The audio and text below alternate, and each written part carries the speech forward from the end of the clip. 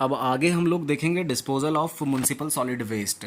तो जो डिस्पोजल होता है वो फाइनल और मोस्ट इम्पॉर्टेंट स्टेप होता है म्युनिसिपल सॉलिड वेस्ट मैनेजमेंट का। और ये हर सॉलिड वेस्ट, वेदर वो रेसिडेंशियल हो, कमर्शियल हो, इंडस्ट्रियल हो या हैजार्डस हो, कोई सा भी सॉलिड वेस्ट हो, उसका अल्टीमेट फेट जो होता है वो डिस्पोजल ही होता है। मतलब सबसे लास्ट स्टेज जो होती है वो डिस्पोजल ही होती है। तो जो गवर्नमेंट ऑफ इंडिया मैनुअल है वो उसके हिसाब से हम इन तरीक़ों से म्युनिसिपल सॉलिड वेस्ट को डिस्पोज कर सकते हैं।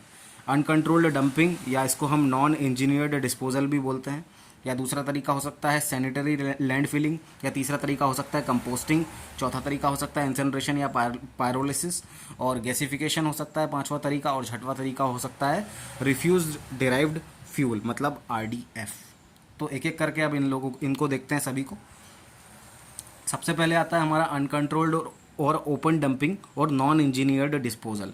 इस मेथड में क्या करते हैं, wastes are dumped by local communities, local communities के द्वारा इसमें डंप किए जाते हैं ना। कॉमन एरिया, कोई सा भी कॉमन एरिया देख लेते हैं, वहाँ पे डंप कर देते हैं। और डंपर जो होते हैं, dumpers carry the waste to designated sites. तो मतलब जो भी साइट है जहाँ पे हमको डंप करना है, कचरा ओपन डंपिंग करना है, वहाँ पे डंपर्स ले जाते हैं कचरा भर के और वहाँ पे डाल देते हैं, ओपन डंपिंग कर देते हैं। कोई भी इन्वायरमेंट का कंट्रोल नहीं होता है। लोग आसपास घूम रहे हैं, उसमें कोई फ़र्क नहीं पड़ रहा है, ट्रक कचरा जा रहा है और इसको डाल रहा है, और ज़मीन में वो कैसे क्या जा रहा है उसमें ज़्यादा कंट्रोल चीज़ें नहीं रहती है। The waste tend to remain in the site for the long time, अच्छे लंबे समय तक के लिए यहाँ पे कचरा पड़ा हुआ रहता है। पोजिंग हेल्थ रिस्क, इसके कारण हेल्थ रिस्क बढ़ जाता है जब खुले में कचरा पड़ा रहेगा तो, और उसके कारण एनवायरनमेंट का डिग्रेडेशन भी होता ही है। उसके बाद due to adverse health and environmental impact the non engineer disposal is considered as an unsafe option. तो मतलब क्योंकि अगर इससे इन्वायरमेंटल इम्पैक्ट पड़ता है इसका, और इसलिए, और ये हेल्थ पे भी बहुत ज़्यादा दिक्कत कर सकता है, तो इसलिए जो नॉन इंजीनियर्ड डिस्पोजल है इसको कंसिडर नहीं किया जाता है, और कंसिडर करते भी हैं तो इसको बहुत ही एक अनसेफ ऑप्शन माना जाता है। उसके बाद अगला आता है सैनिटरी लैंड फिलिंग का। तो सैनिटरी लैंड फिलिंग के आप एक इसमें स्कीमेटिक डायग्राम देख सकते हैं। इसमें सबसे इंपॉर्टेंट चीज़ जो याद रखने की है, जो मीथेन गैस की इसमें रिकवरी हो जाती है सैनिटरी लैंड फिलिंग में। एक इस तरीके का बड़ा सा चैम्बर होता है जहाँ पे कि लीचेट जो रहता है वो लीचेट को कलेक्ट किया जाता है और लीचेट को अलग से ट्रीटमेंट किया जाता है साइड में से निकाल के। इसके बाद लैंडफिल जो लाइनर नीचे लगा देते हैं ताकि लीचेट अंदर नहीं जा सकती है। इसके कारण हमारी कोशिश यही रहती है कि लीचेट जो है वो ग्राउंड वाटर टेबल तक नहीं पहुँचे, और इसमें हम ऑब्जर्वेशन वेल भी लगाते हैं ताकि हम ग्राउंड वाटर लेवल को मॉनिटर कर सकें।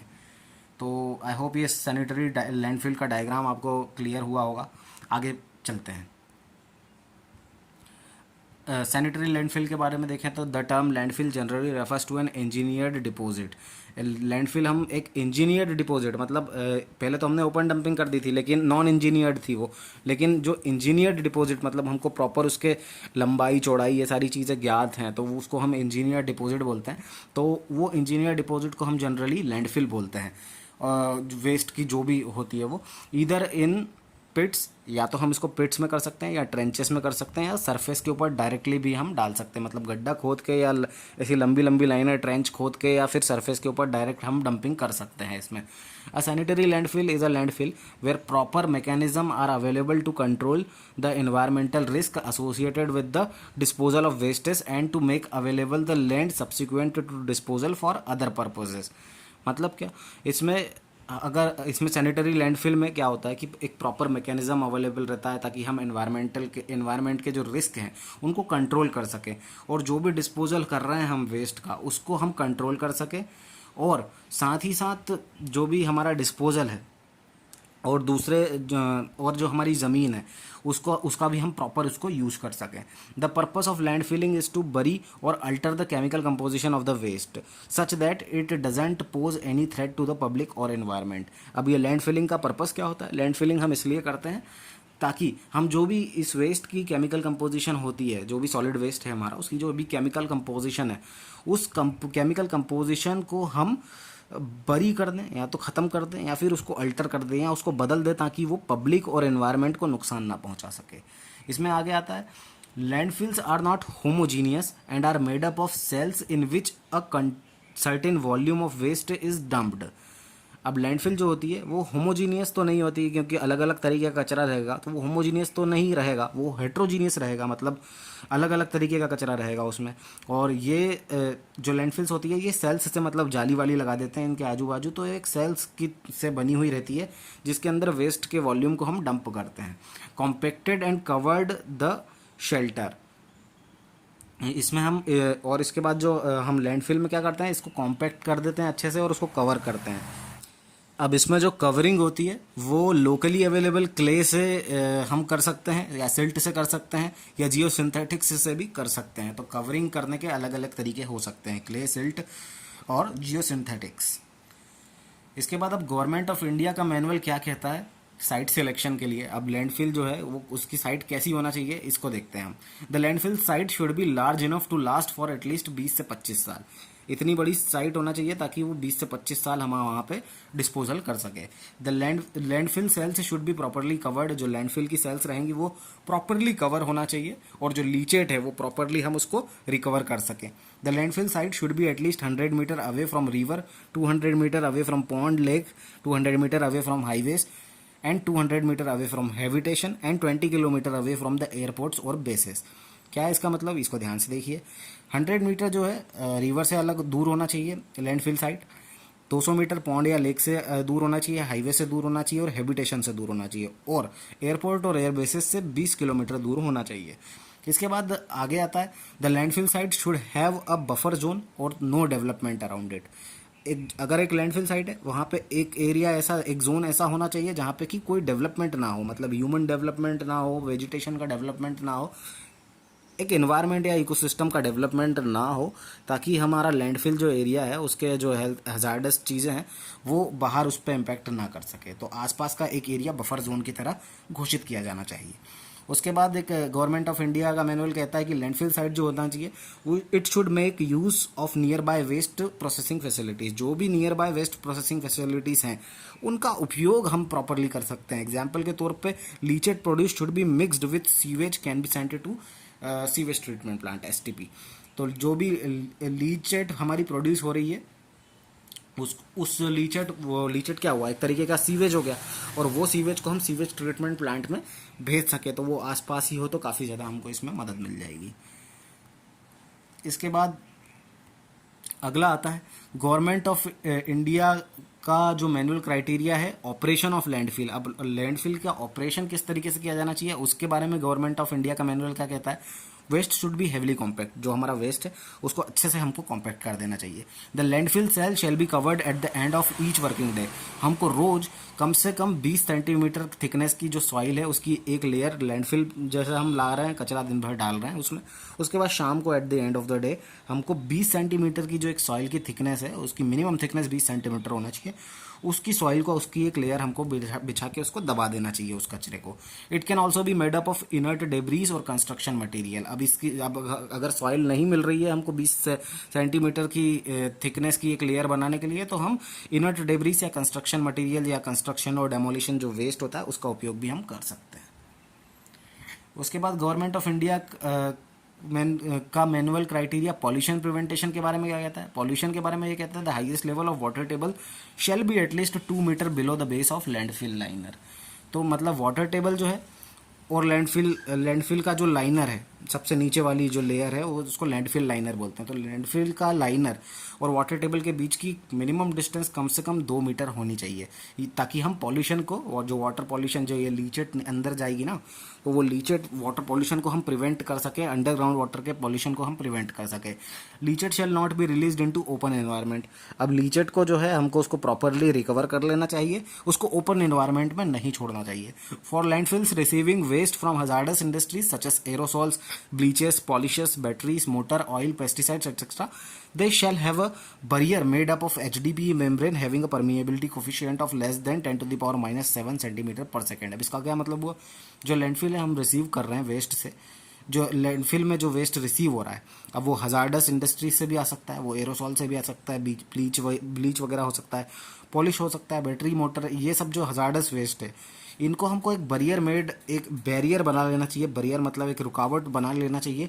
HDPE मेम्ब्रेन एक आती है, उसके थ्रू हमको एक बैरियर बना देना चाहिए ताकि ये और वो हमारा जो नॉर्मल सॉलिड वेस्ट है वो मिक्स ना हो पाए। और ये जो हमारी HDPE मेम्ब्रेन है, इसकी परमिएबिलिटी, जो इसका परमिएबिलिटी कोफिशिएंट होता है, वो 10⁻⁻7 सेंटीमीटर पर सेकेंड से कम होना चाहिए। मतलब ज़्यादा परमिएबल उसको नहीं होना चाहिए, उसको कम परमिएबल होना चाहिए। तो 10⁻⁻7 सेंटीमीटर से पर सेकेंड से उसको उसकी परमिएबिलिटी कोफिशिएंट उसकी कम होना चाहिए। उसके बाद आगे चलते हैं। गवर्नमेंट ऑफ इंडिया का मैनुअल क्राइटेरिया क्या है वाटर कंट्रोल मॉनिटरिंग के लिए। तो अब अगर वाटर कंट्रोल की मॉनिटरिंग करना है तो जो वाटर है वो within 50 metre ground water is periodically checked for the following. तो 50 मीटर का जो ग्राउंड वाटर है, 50 मीटर के अंदर तक का जो भी हमारा ग्राउंड वाटर होता है, जितना भी ग्राउंड वाटर है, उसको हमको पीरियडिकली मतलब कि समय पे उसको हमको चेक करते रहना चाहिए। अब उसके पैरामीटर्स क्या हैं, तो पैरामीटर्स ये पूछ सकता है, तो इसको एक बार जरूर टेबल को हमको ध्यान में रखना है कि arsenic, cadmium, chromium, copper, cyanide, nickel, TDS, lead, chloride, nitrate, zinc, pH, iron, mercury और सल्फेट, ये सब कितना होना चाहिए जब हम उसको चेक करते हैं। तो आर्सेनिक जो है वो 0.01, कैडमियम जो है 0.01, क्रोमियम जो है वो 0.01, कॉपर जो है 0.05, साइनाइड जो है 0.05। सारे यूनिट्स जो हैं हम इनकी अपर लिमिट की बात कर रहे हैं और mg पर लीटर इनकी यूनिट्स है। TDS मतलब टोटल डिजॉल्व सॉलिड हमारे 500 mg पर लीटर। लेड जो है हमारा 0.05 mg पर लीटर। उसके बाद क्लोराइड जो है हमारा 250 mg पर लीटर। नाइट्रेट 45 mg पर लीटर। जिंक 5 mg पर लीटर। pH जो है 6.5 से 8.5 mg पर लीटर। mg पर लीटर नहीं होना चाहिए pH की लिमिट तो वैसे। उसके बाद आयरन जो है हमारा 0.3 mg पर लीटर। मर्क्यूरी जो है वो 0.01 mg पर लीटर। सल्फेट जो है हमारा 200 mg पर लीटर। तो ये हमारे वाटर पैरामीटर्स हो गए। उसके बाद एम्बियंट एयर क्वालिटी मॉनिटरिंग के लिए गवर्नमेंट ऑफ इंडिया का मैनुअल क्राइटेरिया क्या बोलता है, वो बोलता है कि the concentration of methane gas generated at land filling site should not exceed 25% of LEL, that is lower explosive limit. अब जो लोअर एक्सप्लोजिव लिमिट होती है हमारी एक, उसमें उससे ज़्यादा नहीं, उसके 25% से ज़्यादा नहीं होना चाहिए। जो भी हमारी मीथेन गैस का फॉर्मेशन हो रहा है लैंडफिल साइट से, वो 25% LEL से ज़्यादा नहीं होना चाहिए। अपर मतलब क्या होता है, अब ये LEL और अपर एक्सप्लोजन लिमिट क्या होता है, ये आप इस एग्जांपल से समझ सकते हैं कि 1000 RPM से है। तो उसके बाद अगर हम देखेंगे कि अपर एक्सप्लोजन लिमिट क्या होगी, चांसेस ऑफ एक्सप्लोजन हाई हो जाएगी। और अगर लोअर एक्सप्लोजन लिमिट रहेगी तो चांसेस ऑफ एक्सप्लोजन बहुत लो हो जाएंगे। और लैंडफिल जो है हमारे 25 ppm जो है, उसमें उसके भी लोअर एक्सप्लोजिव लिमिट से भी 25% पे हमारा रहना चाहिए। तो बहुत ही चांसेस जो रहेंगे वो काफ़ी ज़्यादा लो हो जाएंगे। इसके बाद आता है जो एम्बियंट एयर क्वालिटी है, वो shall meet the standards prescribed by CPCB for industrial areas. तो इंडस्ट्रियल एरियाज में अगर हम हमारी लैंडफिल साइट है तो एम्बियंट एयर क्वालिटी के जो भी नॉर्म्स हैं CPCB के द्वारा बताए गए, उन सारे के अकॉर्डिंग ही होना चाहिए हमारा, उन सारे के अकॉर्डिंग ही हमारी लैंडफिल साइट होनी चाहिए। Landfill gas collection system should be regularly checked for any errors और मेंटेनेंस। तो और जो भी हमारा गैस कलेक्शन सिस्टम है उसको प्रॉपर रेगुलर हमको चेक करना चाहिए ताकि उसमें कोई एरर ना आई हो, और अगर कुछ मेंटेनेंस की ज़रूरत लग रही हो तो उसको हम मेंटेन कर पाएँ। उसके बाद आता है लीचेट फॉर्मेशन का एक कॉन्सेप्ट। और लीचेट फॉर्मेशन का क्या होता है इसको हम थोड़ा और अंदर घुस के समझेंगे। तो leachate can pollute both ground water and surface water. Supplies once ground water is contaminated it is very costly to clean. तो मतलब लीचेट जो है वो ग्राउंड वाटर को भी पॉल्यूट कर सकती है, सरफेस वाटर को भी पॉल्यूट कर सकती है। और अगर इसने एक बार ग्राउंड वाटर को पॉल्यूट कर दिया, कंटेमिनेट कर दिया, तो उसके बाद इसको बहुत महंगा पड़ जाएगा इसको हमको ग्राउंड वाटर को क्लीन करना। तो landfill should therefore undergo design and construction procedures that control leachate pollution. तो इसलिए हमको एक लैंडफिल को इस तरीके से डिज़ाइन करना चाहिए कि हम लीचेट पॉल्यूशन को कंट्रोल कर पाएँ। जो कॉमन टॉक्सिक कंपोनेंट होते हैं लीचेट में वो होता है अमोनिया, और टॉक्सिक मेटल्स होते हैं कुछ which can hazardous even at low levels. मतलब बहुत कम मात्रा में भी हैं तब भी वो हजार्डस हो सकते हैं, जो टॉक्सिक मेटल्स हैं और अमोनिया है। Leachate composition very with time and location. अब किस समय पे हम लीचेट को देख रहे हैं और किस जगह पे लीचेट को देख रहे हैं, इस पे उसका कंपोजिशन वेरी करता है। Control of leachate movement. अब लीचेट मूवमेंट को किस तरीके से कंट्रोल किया जा सकता है, तो पहला तरीका हो सकता है नेचुरल लाइनर्स के थ्रू हम इसको कंट्रोल कर सकते हैं। लाइनिंग क्या होता है, कवरिंग ऑफ सरफेस। तो अब नेचुरल लाइनस क्या होता है? This refers to compacted clay bitumen asphalt soil sealants and are very less permeable and resistance to chemical attacks. ठीक है, नेचुरल लाइनर्स जो होते हैं वो कॉम्प्लेक्टेड क्ले हो सकती है, बिटुमिन हो सकता है, या एसफॉल्ट हो सकता है, या सॉइल सीलेंट हो सकते हैं, जैसे रबर हो गया, वैक्स हो गया, या कुछ भी हो सकता है इसमें नेचुरल लाइनर में। ये बहुत ही ज़्यादा बहुत ही कम परमिएबल होते हैं और केमिकल अटैक्स से रेसिस्ट करते हैं हमको। They do not act as a true barriers because sometimes leachate propagates through them. मतलब इनको एग्जैक्ट ट्रू बैरियर्स तो नहीं बोला जा सकता, क्योंकि कई बार क्या होता है कि लीचेट इनके थ्रू प्रोपोगेट हो जाती है, इनके थ्रू परमिएबिलिटी होती है इनमें, तो उसके थ्रू परकोलेट हो जाती है। तो इसलिए नेचुरल लाइनस को ट्रू बैरियर्स नहीं बोला जा सकता। अब सिंथेटिक लाइनस क्या होते हैं? तो सिंथेटिक लाइनस होते हैं, these are made up of high और मीडियम डेंसिटी पॉलीथाइलिन। ये पॉलीथाइलिन से बनते हैं। किस तरीके के पॉलीथाइलिन से? हाई और मीडियम डेंसिटी का polyethylene. And are easy to install, बहुत ईजी होता है इनको इंस्टॉल करना, और प्रैक्टिकली ये इम्परमिएबल होते हैं, मतलब इनके थ्रू लीचेट पास नहीं हो पाएगी। ये बहुत ही स्ट्रांग होते हैं and have a good deformation properties. इनकी डिफॉर्मेशन जो प्रॉपर्टीज होती है वो भी बहुत ज़्यादा अच्छी होती है। However due to temperature change they में एक्सपैंड और श्रिंक। बस इसमें एक दिक्कत आ सकती है सिंथेटिक लाइनर्स में, वो ये कि टेम्परेचर का जब चेंज आता है तो इसमें वो एक्सपैंड भी हो सकते हैं और वो श्रिंक भी हो सकते हैं। इसके बाद आता है हमारा लीचेट का ट्रीटमेंट किस तरीके से किया जा सकता है। तो लीचेट जब बनती है उसका बायोलॉजिकल ट्रीटमेंट करेंगे सबसे पहले। उसके बाद फिजियो केमिकल ट्रीटमेंट करेंगे, और उसके बाद हमको मिल जाएगी एक ट्रीटेड लीचेट। तो दो तरीके के ट्रीटमेंट करेंगे, बायोलॉजिकल और फिजियो केमिकल। तो बायोलॉजिकल ट्रीटमेंट में क्या करते हैं? बायोलॉजिकल ट्रीटमेंट रिमूव्स BOM, जो हमारा बायोलॉजिकल ऑक्सीजन डिमांड जो होती है वो उसको रिमूव करता है, अमोनिया को रिमूव करता है, और सस्पेंडेड सॉलिड्स को रिमूव करता है। Leachate can readily degraded by biological means. हम लीचेट को मतलब कम कर सकते हैं किस तरीके से? बायोलॉजिकल तरीके से। Due to high content of volatile fatty acid, क्योंकि उसके अंदर बहुत ज़्यादा मात्रा में वोलेटाइल फैटी एसिड्स होते हैं एंड अदर ऑर्गेनिक मैटर भी होते हैं, उसके कारण उसको हम बायोलॉजिकली डिग्रेड कर सकते हैं। The common method of treatment can be trickling filter, activated sludge process, या ऑक्सीडेशन डिच।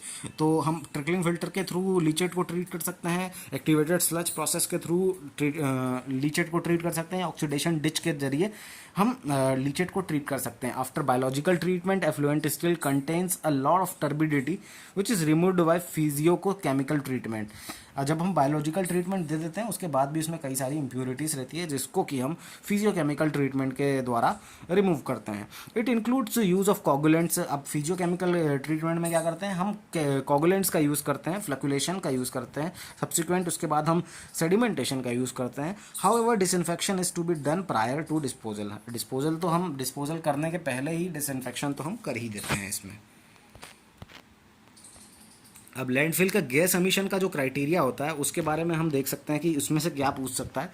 तो a typical composition of landfill gas includes the following. उसके अंदर एक टिपिकल कंपोजिशन इस तरीके का होता है। उसके अंदर मीथेन हो सकती है। अब मीथेन की क्या प्रॉपर्टीज है? ये फ्लेमेबल होती है, इसकी डेंसिटी जो होती है वो एयर से लाइट होती है, और 50 से 60% ये लैंडफिल गैस का टोटल कंटेन करती है। और इसके बाद कार्बन डाइऑक्साइड गैस निकलती है। ये कार्बन डाइऑक्साइड गैस जो होती है ये कलरलेस होती है, ऑर्डरलेस होती है, नॉन फ्लेमेबल होती है, और ये लगभग 30 से 40% जो टोटल लैंडफिल गैस निकलती है उसका ये टोटल कंटेन करती है। उसके बाद आता है हमारी नाइट्रोजन गैस जो है ये लगभग 1 to 2% होती है। ये एक इनर्ट गैस है, हमको पता है, और इसका बहुत ही कम इफेक्ट होता है लैंडफिल से जब ये रिलीज होती है। तो it is difficult to convert the amount of gas measured to maximum landfill gas production because gas is withdrawn from a certain part of landfill only. This part is referred as zone of influence. तो मतलब ये जो landfill हमारा पूरा area है उसमें से पूरे के पूरे एरिया में से गैस नहीं निकल रही होती है, बस कुछ ऐसा एरिया होता है जहाँ पे कि मतलब हमारी जो इस तरीके की गैस है, CO हो गई, मीथेन हो गई, N2 हो गई, ये CO2 हो गई, तो ये जो टॉक्सिक गैसेस हैं ये सिर्फ कुछ एरिया से निकलती हैं और उस एरिया को हम जोन ऑफ इन्फ्लुएंस बोलते हैं। जिस तरीके से आप देख सकते हैं इसमें कि कुछ कुछ हमने जोन जो शेडेड जोन्स है वो हमारे जोन ऑफ इन्फ्लुएंस कहलाएंगे, और उसके बाद हम इन गैसेस के निकलने के लिए जगह जगह पे पाइप्स छोड़ देते हैं ताकि वो आराम से गैस इजीली पास हो सके। ये हम टॉप व्यू में देखेंगे अगर तो लैंडफिल साइट को। तो उसके बाद जो हजार्ड एसोसिएटेड होते हैं लैंडफिल के गैस से, लैंडफिल गैसेस से जो हज़ार्ड एसोसिएटेड होते हैं, बहुत सारे इसके मेजर हज़ार्ड भी हो सकते हैं, बहुत सारे इसके माइनर हज़ार्ड भी हो सकते हैं। तो एक्सप्लोजन सबसे पहला तो हज़ार्ड जो हो सकता है वो इसका एक्सप्लोजन हो सकता है इसके थ्रू, क्योंकि मीथेन गैस एक्सप्लोजिव होती है तो फूट सकती है, एक बड़ा धमाका हो सकता है, इससे किसी की जान भी जा सकती है। उसके बाद दूसरा हज़ार्ड इसमें हो सकता है ग्लोबल वार्मिंग हो सकती है। ग्लोबल वार्मिंग की ऑब्वियसली बात है, CO2 रिलीज़ हो रही है, तो ग्लोबल वार्मिंग का जो मेन कॉज है वो CO2 गैस का रिलीज़ ही है, तो वो हो सकती है। ग्रीन हाउस गैसेस भी इसमें कई सारी निकलती है, उसके कारण क्या होता है कि हमारी जो ये ग्रीन हाउस गैसेस हैं ये एंट्रैप हो जाती है अर्थ में, और उसके कारण पूरे हमारे अर्थ का टेम्परेचर बढ़ रहा है। अब ग्रीन हाउस गैसेस कौन कौन सी होती है? CH4 होती है, CO2 होती है, NO होती है, NO2 होती है, SO2 होती है, हाइड्रोकार्बन्स होती है, और 99.9% यही गैसेस होती है ग्रीन हाउस गैसेस जो कि अर्थ पे पाई जाती है। उसके बाद हम गैस एमिशन को कंट्रोल कैसे कर सकते हैं? तो gas emission can be controlled by limiting the waste. अब जो हमारा वेस्ट है उसको हम लिमिट कर सकते हैं। Increasing the waste, processing the waste before landfill. अब हम लैंडफिल करने जा रहे हैं, उसके पहले हम अगर उस वेस्ट को प्रोसेस कर लेंगे सही तरीके से, उसमें जो भी कचरा जो चीज़ें गैस निकाल सकती है उनको अलग कर लेंगे, तो इस प्रोसेस के द्वारा भी हम प्रॉपर गैस एमिशन को हम कम कर सकते हैं। और उसके बाद आता है phases in the life cycle of landfill. तो अब लैंडफिल की लाइफ साइकिल में कितने फेजेस होते हैं? तो 5 फेजेस होते हैं: planning phase, construction phase, operation phase, final storage phase और कंप्लीटेड फेज। तो प्लानिंग फेज क्या होता है? Planning phase involves primarily Jio technical site investigation which forms the basis of actual design. तो ये हमारा प्रीलिमिनरी जियो टेक्निकल साइट का investigation होता है। सबसे पहले हम प्लान करते हैं, जो कि जिसमें कि हम इसमें एक्चुअल डिज़ाइन के बारे में हम बात करते हैं। उसके बाद जो कंस्ट्रक्शन फेज़ आता है उसके अंदर हम अर्थ वर्क को इन्वॉल्व करते हैं, रोड को इन्वॉल्व करते हैं, फैसिलिटी को इन्वॉल्व करते हैं, और जो फिल एरिया है वहाँ पे कंस्ट्रक्शन चालू होता है, और वहाँ पे उसकी प्रॉपर प्रिपेयर करते हैं उसको, मतलब प्रॉपर एक लैंडफिल बनाते हैं, कंस्ट्रक्ट करते हैं। उसके बाद आता है एक ऑपरेशन फेज। ऑपरेशन फेज में क्या होता है? Operation phase involves filling, operation of environmental installation and construction of well ground water etcetera. तो ऑपरेशन फेज में क्या आता है? ऑपरेशन फेज में जब हम एनवायरमेंटल इंस्टॉलेशन करते हैं और जब हम फिल करते हैं, मतलब सॉलिड वेस्ट को डालते हैं उसके अंदर लैंडफिल साइट में, तो वो सब ऑपरेशन फेज में आता है। उसके बाद आता है कंप्लीटेड फेज। अब कंप्लीटेड फेज में क्या होता है? इसमें ये इन्वॉल्व करता है termination of filling and removal of structures as landfill will no longer be operated. तो सबसे लास्ट में आता है कंप्लीटेड फेज। और जब हमारी लैंडफिल एक्सपायर हो जाती है 20 से 25 साल के बाद, तो उसके बाद हमारा ये कंप्लीटेड फेज आता है, और उसमें हम इसमें फिलिंग जो रहता है उसको टर्मिनेट कर देते हैं और जो भी स्ट्रक्चर रहता है उसको रिमूव कर लेते हैं। Final storage phase is the phase in which landfill is integrated into surrounding. अब फाइनल स्टोरेज फेज क्या होता है? उसमें हम क्या करते हैं कि सराउंडिंग्स में उसको छोड़ देते हैं, हम लैंडफिल का जो एरिया है उसको, उसके आजू बाजू और वेजिटेशन जो रहता है उसको हम चालू कर देते हैं। वहाँ पे हम सब्जी वब्जी लगाने लगते हैं, और मतलब वेजिटेशन, घास वास उगने लगती है, और जो मतलब हमारा लैंडफिल का एरिया जो है उसको हम कुछ सालों के लिए वैसा का वैसा ही छोड़ देते हैं, और फिर वहाँ पे धीरे धीरे वापस अर्थ का जादू बोल लो इसको, धरती का जादू बोल लो, वहाँ पे वापस वेजिटेशन चालू हो जाता है। उसके बाद आता है इन्वायरमेंटल इफेक्ट ऑफ लैंडफिल्स। तो अब लैंडफिल के इन्वायरमेंटल इफेक्ट्स क्या क्या हो सकते हैं? Wind blown litre and dust can cause nuisance in the neighbourhood. अब लैंडफिल है तो भैया वहाँ पे अगर बदबू आएगी या आग वाग जल रही है वहाँ पे, तो वो पूरा जा सकती है, या धूल वूल जो रहेगी वो वहाँ पे आसपास के नेबरहुड में रहने वाले लोगों के लिए बड़ी दिक्कत का काम हो सकता है। उसके बाद the movement of waste collection vehicles, empty wastage, compactors, earth moving equipment produce a lot of noise pollution. अब ये बड़े बड़े वाहन जब वहाँ पे चलेंगे, खड़े बड़े बड़े व्हीकल जिसमें कि कचरा भर भर के आएगा, जिसमें कि कचरा कॉम्पैक्टर्स जो रहेंगे वो कॉम्पैक्ट करेंगे पूरे लैंडफिल साइट को, जो अर्थ मूविंग कचरे को इधर से उधर, जो हमारी क्रेन्स वगैरह होती है वो अर्थ मूविंग इक्विपमेंट जो हैं वो जब अपना काम करेंगे, तो आसपास के रहने वाले लोगों के लिए नॉइस पॉल्यूशन बहुत ज़्यादा क्रिएट हो जाएगा। Birds, insect, flies, mosquitoes etcetera are attracted to the landfill for feeding and breeding. अब वहाँ पे कीड़े हो सकते हैं, पक्षी वगैरह हो सकते हैं, मच्छर होंगे, मक्खियाँ होंगी, ये सारी चीज़ें जो होंगी वो वहाँ पे आ सकती है, लैंडफिल साइट रहेगी तो। उसके बाद surface run off which comes in contact with rainfall. अगर पूरा पानी बह के अगर उस लैंडफिल में आएगा तो भी एक काफ़ी ज़्यादा दिक्कत वाला काम हो सकता है हाई रेनफॉल एरिया में, और वहाँ पे फिर लीचेट फॉर्मेशन भी ज़्यादा हो जाएगा। और लैंडफिल अपीयर्स इन एस्थेटिक, जैसा कि जाहिर सी बात है कि एस्थेटिक तो होता नहीं है इसका व्यू, कचरे का ढेर कभी भी अच्छा तो दिखता नहीं है। उसके बाद gas released can lead to explosion, जो गैस निकलती है वो बदबू आ सकती है, उससे एक्सप्लोजन हो सकता है उससे। और उसके बाद हेल्थ प्रॉब्लम्स भी हो सकती है जो वर्कर्स उसमें काम करेंगे उसमें। और वेजिटेशन जो हमारा फल फसल वगैरह है आसपास के एरिया की, इसीलिए बफर जोन तो छोड़ते हैं, लेकिन उसके बावजूद भी वो कुछ ना कुछ डैमेज कर सकती है। उसके बाद पॉल्यूटेड लीचेड जो है वो भी ग्राउंड वाटर को हमारा पॉल्यूट कर सकती है। तो ये इसके हो गए इफ़ेक्ट्स हो गए।